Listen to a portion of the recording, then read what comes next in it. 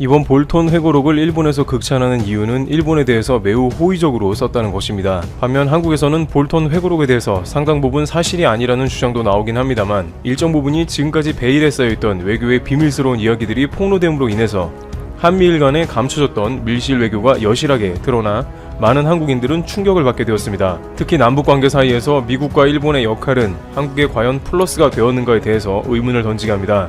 물론 북한의 남북 공동 연락 사무소 폭파나 영변 핵시설 해체만으로 제재를 풀어달라는 요구는 명백히 무리한 요구의 범주에 들어가기 때문에 장기적인 관점으로 남북미 간에 논의되어야 할 사안으로 판단됩니다만 수출 규제와 같은 문제나 지소미아와 같은 일본이 직접적으로 관련된 사안은 물론이고 북미 간의 종전선언을 다루는 문제까지 일본이 개입해 이를 자신들에게 유리하게 바꾼다는 것 자체는 한국으로서는 더 이상 용인할 수 없는 것이고 이에 대한 근본적인 대책을 마련해야 하는 것입니다. 특히 존 볼턴이 회고록에서 얘기했던 한미 워킹그룹은 남북 문제를 풀어내서 긍정적인 방향으로 가기보다는 오히려 남북관계를 경색시키고 일본이 적극 볼턴을 통해 회방까지 놓는 역기능이 생겼다는 부정적 평이 나옵니다. 미 국무부 부장관 비건 대표와 한국의 이도훈 한반도 평화교섭 본부장이 각각 수석 대표를 맡고 있는 한미 워킹그룹은 비핵화와 남북협력, 대북제재 문제 등을 수시로 조율하는 실무협의체입니다. 허심탄회한 소통을 통해 한미 간 이견을 해소하고 대북 정책에 대한 단일 대우를 구축하자는 게 본래의 취지였습니다. 그러나 실제 운영 과정은 달랐습니다. 슈퍼 매파인 존 볼턴 전 백악관 국가안보보좌관이 회고록에서 실토한 것처럼 북한과의 비핵화 협상은 공전시키면서 남북협력은 비핵화 협상과 연계해 결과적으로 남북관계 진전을 막고 대북제재 이행에 집중하는 기구로 변질했다는 비판이 적지 않았습니다. 그러다 보니 남북 간의 파열음도 생기는 데다가 볼턴과 일본까지 등장해 연일 강경책을 내놓은 것입니다. 결국 이 한미 워킹그룹의 역할은 한국과 동반자적인 미국과의 연합체가 아니라 그저 미국의 의도에 따라 한국이 움직여야 하는 수식적 조직이며 일본까지 영향력이 미치고 있다는 비판이 국내에서 잇따라 제기되었던 것입니다. 최근 한미 워킹그룹의 스티븐 비건 미국 국무부 부장관 겸 대북정책특별 대표가 방한했습니다. 그는 8일 강경화 외교부 장관을 예방하고 조세영 1차관과 외교전략 대화를 하는 등 북한 관련 이슈에 대해 적극 논의를 했습니다. 일단 비건 대표가 지금 온 시점은 한반도 정세가 매우 민감한 시점에 이루어져 눈길을 끌고 있습니다. 개성연락사무소 건물 폭발을 감행했던 북한이 대남 군사행동 계획 유보를 계기로 관망 모드에 들어간 가운데 당분간 현상 유지를 원하는 미국과는 달리 남북관계의 보건과 교류 협력사업 추진 등 현상 타파를 위한 우리 정부의 의지가 잠옷 결연하기 때문입니다. 비건 대표와 이도훈 한반도 평화교섭 본부장은 만나서 북한을 다시 대화 테이블로 이끌어내기 위한 노력을 계속하기로 했습니다. 미국은 한반도 정세 안정에 기여할 수 있는 남북협력을 지지하기로 했으며 북한과 균형 있는 합의에 도달하기 위해 유연한 입장을 견지하고 있음을 다시 확인했습니다. 한국 측은 문제 해결을 위해서는 대화와 협상만이 유일한 방법이고 이를 위해 한미는 조속한 재개를 위해 전력을 다해나가야 한다는 점을 강조했습니다. 미국 측은 북한과 대외 재개 시 균형 잡힌 합의를 이루기 위해 유연한 입장을 가지고 있다는 점을 재확인했고 관련 노력을 지속해 나가겠다고 했습니다. 비건 부장관은 우리는 남북협력이 한반도에 더 안정적인 환경을 조성하는 데 중요한 역할을 한다고 믿는다며 한국 정부가 북한과 남북협력을 목표를 추진하는 데 있어서 한국 정부를 완전히 지지할 것이라고 말했습니다. 여기서 비건 대표는 볼턴 회고를 의식한 발언을 합니다. 그는 한 가지 또 매우 명확하게 밝히고 싶다며 나는 최선희 제1부상으로부터 지시를 받지 않으며 그렇다고 존 볼턴 대사, 전 백악관 국가안보보좌관으로부터 지시를 받지 않는다고 강조했습니다. 그러면서 나는 트럼프 대통령과 김정은 위원장이 지난 2년간 여러 만남을 통해 내린 결론으로부터 지침을 받는다며 그 비전은 한반도에 더 견고한 평화를 가져오고 한반도 내 관계를 변혁하고 한반도에서 핵무기를 제거하고 한국 사람들을 위한 더 밝은 미래를 의미한다고 말했습니다. 한국 내 한미 워킹그룹에 대한 어느 정도의 불만을 의식하고 최근 볼턴이 남북미 관계를 사실상 망쳐놓은 장본인인 게 아닌가 하는 의문에 대한 대답일 수 있는 것입니다. 그러나 비건은 한국과의 회담 이후에 곧바로 일본으로 향했습니다.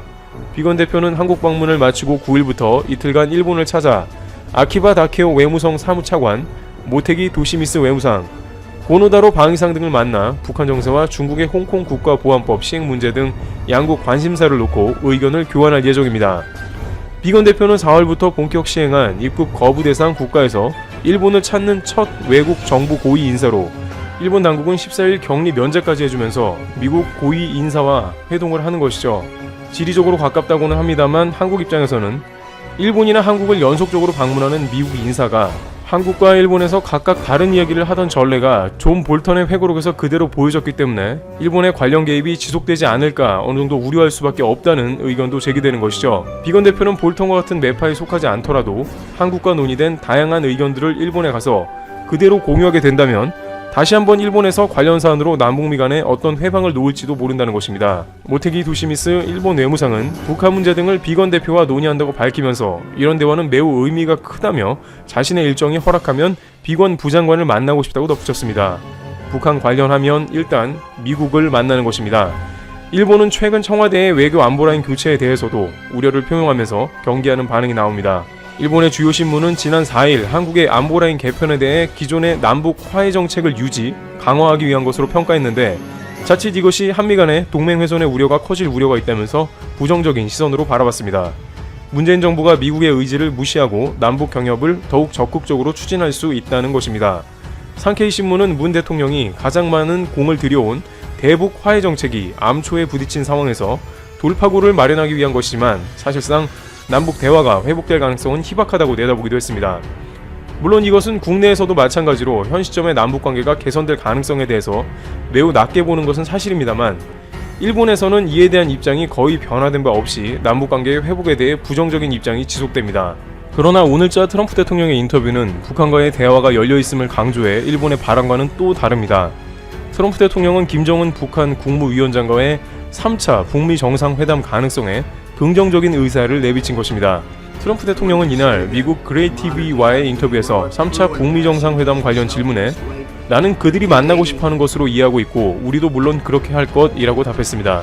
트럼프 대통령은 만약 힐러리가 지난 대선에서 승리했다면 지금 북한과 큰 전쟁을 하고 있었을 것이라며 모두들 전쟁을 벌일 것으로 본 사람은 나였지만 지금 무슨 일이 일어났는지 보라고 반문했습니다. 그레타 반 서스텔렌 앵커가 김 위원장과 추가 정상회담을 할 것이냐고 거듭 묻자 트럼프 대통령은 만약 도움이 된다면 그렇게 하겠다고 했습니다. 또 3차 회담이 도움이 될 것 같냐는 질문에는 아마도라면서 나는 김 위원장과 매우 좋은 관계를 맺고 있다고 강조했습니다. 북한도 최근 한국과 미국에 대한 비난을 10일 넘게 멈추면서 그동안의 거친 입을 잠시 침묵 모드로 변경하면서 미국에 대해서는 상황을 살피는 것으로 보이고 있습니다. 지금까지 가장 북한에 적극적으로 대화를 하자는 것은 트럼프 대통령이기 때문에 트럼프 대통령에 대한 직접적인 비난은 거의 하지 않을 정도로 비난 수위를 조절했었지만 최근 트럼프 대통령이 재선 가도에 빨간불이 켜지면서 북한도 복잡하게 계산기를 두드리고 있다는 것입니다. 만약 트럼프가 재선이 확실하다면 분위기를 누그러뜨리고 남북 공동사무소 폭파 같은 행동은 하지 않을 수도 있었으나 재선이 되지 않는다면 기존 자신들과 냉전을 이어오던 민주당 체제로 넘어가기 때문에 선뜻 나서지 못하는 것이죠. 이에 관해 최선희 외무성 제1부상은 미국 대통령 선거 전 3차 북미 정상회담 개최 가능성이 최근 집중적으로 제기되는 데 대해 미국과 마주 앉을 필요가 없다고 일축했습니다. 최 부상은 이미 이룩된 정상회담 합의도 안중에 없이 대조선 적대시 정책에 집요하게 매달리는 미국과 과연 대화나 거래가 성립될 수 있겠느냐면서 우리와 판을 새롭게 짤 용단을 내릴 의지도 없는 미국이 어떤 잔꾀를 가지고 다가오겠는가 하는 것은 굳이 만나보지 않아도 뻔하다고 단언했습니다. 기존에 미국과 많은 대화를 하고 김정은 위원장이 하노이까지 열차를 타고 갔지만 빈손으로 돌아와 반감이 커진 걸로 보입니다. 그러나 트럼프 대통령이 대선의 판도를 바꿔보고자 다시 한번 3차 북미회담을 하자고 적극 추진하는 분위기로 간다면 북한은 최소한의 제재 해제 등을 이끌어내기 위해서 다시 한번 대화의 장으로 나올 수도 있는 것입니다. 자칫 트럼프 정권이 끝나게 되면 그마저의 가능성도 사라질 우려가 크다는 점도 고려가 될 것입니다. 그러나 이러한 과정은 결과적으로 싱가포르 1차 회담과 하노이 2차 회담의 실패로 이어진 것이기 때문에 앞으로는 더욱더 일본 언론의 말처럼 관계를 복구하는데 상당히 장기적인 시간이 소요될 수 있는 것입니다. 이런 어려움에 볼턴과 일본이 기여했음은 물론이므로 한국은 앞으로의 남북미 관계에 있어서 얼마나 일본의 방해를 잘 막아내느냐에 관한 것도 중요한 포인트입니다. 그간 볼턴과 일본의 공작이 아니었다면 지금쯤은 다소 다른 국면이 연출되었을 것이라고 한다면 한국 입장에선 일본의 국가적인 손해를 봤다고 할 수 있을 것입니다. 여기에 일본은 최근 국제무대에서 사사건건 한국이 진출하는 길목에 방해 요소를 놓고 관여하겠다고 으름장을 놓습니다. WTO 후보로 올라간 유명희 산자부 통상본부장이 입후보한다는 것에 모태기 외무상은 공식적으로 일본이 적극적으로 관여하겠다며 한국의 행보에 방해하겠다는 뜻을 밝혔습니다. 이와 같이 한국은 다양한 국제정세의 길목에서 일본을 만나며 결과적으로 좋지 않은 결과를 받아들이게 된 것이 많아졌습니다. 앞으로 남북관계는 물론이고 다양한 국제 외교전에서 일본에 관한 대책을 잘 세워나가야 할 것으로 관측됩니다. 트롤튜브 여기서 마치겠습니다. 감사합니다. 직권력에 환장한 늑다리 미치광이, 몽둥이로 때려잡아야 할 정신나간 사람. 얼마 전까지 북한이 바이든 당선인을 불렀던 수식어들입니다. 선거 기간 동안 바이든이 김정은을 떡, 폭력배라 불렀던 데다가 트럼프와는 달리 바이든은 자신이 김정은을 만나기 위해서는 북한이 먼저 절대적으로 양보해야 한다고 말하고 있습니다. 자, 그런데 바이든의 당선이 확정된 이후 심상치 않은 일들이 벌어지고 있습니다. 조 바이든 미 대통령 당선자 인수위에 한국계 인사를 대거 포함됐다는 놀라운 소식이 전해졌는데요. 교육부의 로버트 킴, 에너지부의 해너 리, 보건인적자원부의 에드원 박, 국무부의 제인 리, 소상공부의 앨런 킴, 상무부의 카렌 현, 그리고 정보당국의 정박. 한국 이름은 박정현, 정박은 미 컬럼비아대 역사학 박사 출신으로 CIA의 대북 선임 분석관, 국가정보국 국장실에서 동아시아 담당 부정보관, CIA 동아시아 태평양 미션센터 국장까지 역임한 뒤 브루스킹스 연구소 한국 석좌로 재직 중입니다. 게다가 올해는 Becoming 김정은, 김정은 되기라는 제목의 책까지 내며 현재 김정은 체제가 어떠한지에 대한 분석을 공개했습니다. 즉 오바마 정권 때와는 달리 현재 바이든은 한반도 정책을 가장 중요한 외교 정책 중 하나로 설정해 이례적인 수준의 관심과 변화를 만들려 하고 있습니다. 게다가 최근 강경화 장관이 발빠르게 바이든 최측근들과의 만남을 가졌는데요. 새 행정부 국무장관 후보 민주당 크리스 쿤스 상원의원과 크리스 머피 상원의원, 로버트 오브라이언 백악관 국가안보보좌관, 밥 메넨더스 상원 외교위 민주당 간사와까지 이야기를 나눴습니다. 이들과의 대화에서 강경화 장관은 한반도 종전선언에 대해 설명한 것으로 밝혀졌는데요. 바이든 행정부의 싱크탱크인 브루킹스 연구소의 존 앨런 소장은 이에 긍정적인 반응을 보이며 바이든 대통령 당선인을 전달하겠다고 화답했습니다. 그리고 현재 전 세계 정치인들은 문재인 대통령의 외교 능력에 다시 한번 시선을 집중하고 있습니다. 해외 언론들은 문재인 대통령을 트럼프와 김정은을 협상 테이블로 이끌어낸 남자 문재인이라 부르며 원수지간인 북한과 미국의 정상이 서로 마주 앉아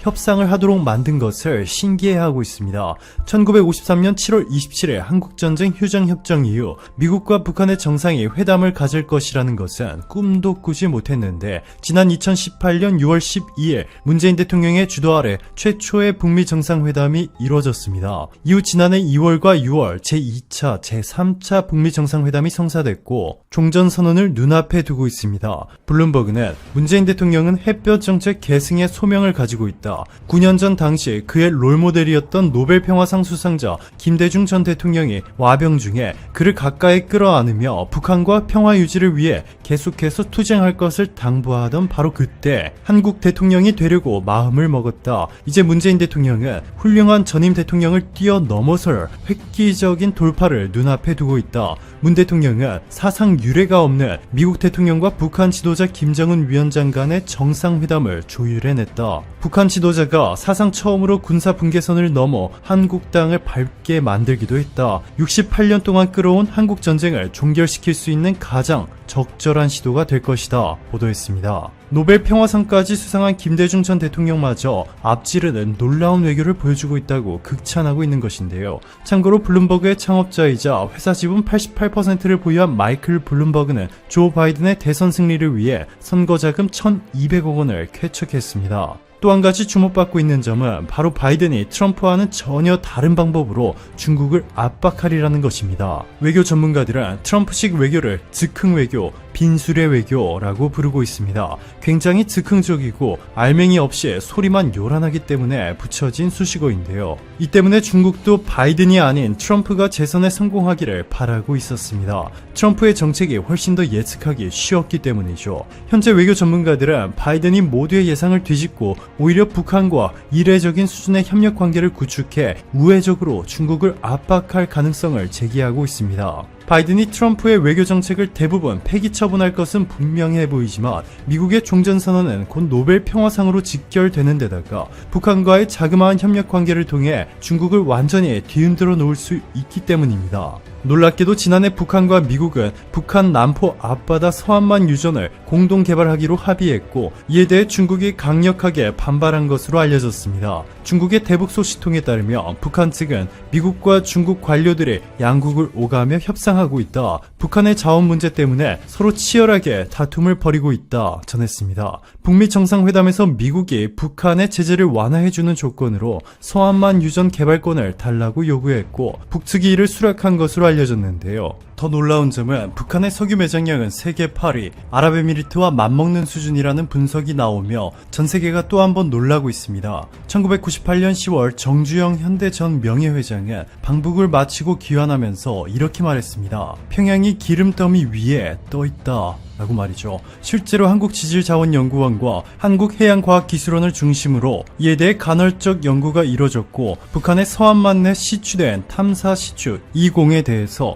하루에 원유 660배럴을 생산할 수 있는 것으로 밝혀졌습니다. 미국 에너지정보청은 북한에는 아직 확실하게 입증된 석유 매장지가 발견되지 않았다, 북한은 제한적인 석유 탐사를 수행해왔으나 매장량이 입증된 적은 없다 라고 밝혔고, 미 중앙정보국이 전세계 국가들의 주요 정보를 담아 발간하는 월드 팩트북에도 북한의 석유 매장량에 대한 정보는 없습니다. 하지만 이는 북한이 공식적인 관련 통계 자료를 밝히지 않았기 때문에 추측성에 불과한 데다가, 지난 북미 정상회담에서 미국이 북한의 유전 개발권을 대가로 대북 제재를 완화해주겠다는 폭탄 제안을 한 것만 봐도 북한에 얼마나 많은 석유가 있는지 쉽게 알 수 있습니다. 게다가 실제로 지금까지 영국계 석유 개발 회사 아미넥스, 몽골계 석유 개발 회사 HB 오일 등이 북한과 원유 탐사 및 개발 계약을 체결하며 석유 생산을 시도한 바 있는데요. 아미넥스에서 원유 탐사 분야 최고 책임자였던 영국의 지질학자 마이클 레고는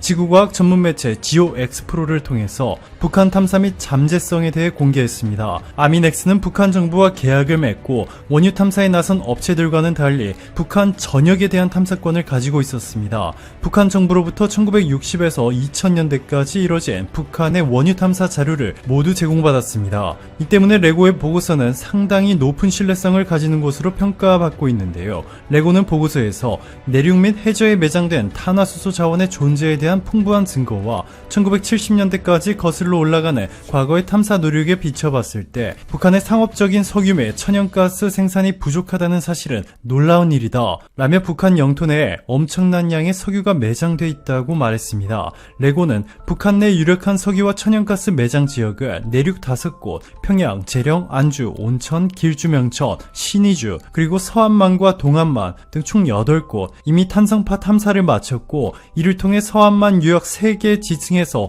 원유가 매장돼 있을 가능성이 큰 지층 구조를 발견했다 라며 현재 보이시는 이 사진을 공개했습니다. 길주, 명천 지역의 지층 구조로 원유와 가스가 지표면으로 유출되는 모습을 확인하실 수 있습니다. 석유 생산 세계 8위엔 아랍에미리트와 맞먹는 석유 매장량이 있을 것으로 분석되고 있는 북한 석유 생산 사업에 미국과 한국 그리고 북한이 협력할 것으로 전망되고 있는데요. 한국이 참여할 것이라는 분석이 나오고 있는 것은 단순히 북한과 남한이 같은 한반도 국가이기 때문만이 아닙니다. 한국은 석유 한 방울 나오지 않는 에너지 빈국입니다. 동해가스전에서 초경질 원유가 나오고 있기는 하지만 극소량이고 에너지의 97%를 해외에서 수입하고 있습니다. 그럼에도 한국의 세계 최고 석유 시추 및 정제 기술 때문에 전 세계 국가의 3분의 1이 메이드 인 코리아 석유 제품을 수입 및 유통하고 있습니다. 심지어 사우디아라비아와 아랍에미리트, 카타르 등도 한국산 석유 제품을 수입하고 있으니 한국의 기술력이 완벽하게 입증되고 있는 셈이죠.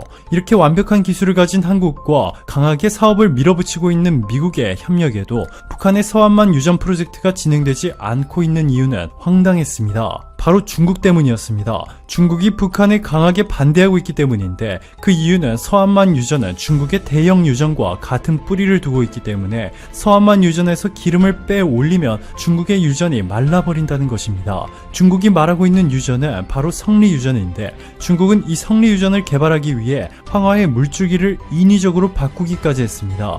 강줄기를 틀어버린 이유는 유전이 있는 바다를 육지로 만들어 석유를 해상이 아닌 육지에서 채굴하기 위해서였습니다. 자연의 흐름까지 바꿔가며 주변 천연자원을 싹쓸이해가고 있는 것이